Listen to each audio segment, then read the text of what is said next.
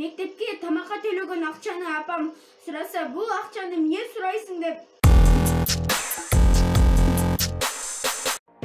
Оказана материальная помощь семье 9-летней Асемы Шакировой, которая ранее сделала обращение к председателю ГКНБ Камчебеку Ташиеву, сообщили 22 декабря в пресс-службе ГКНБ. В своем видеообращении она рассказала, что ее семья пострадала во время пандемии. Она рассказала, что ее маму притесняют в школе имени Джалила Садыхова, в которой она работает.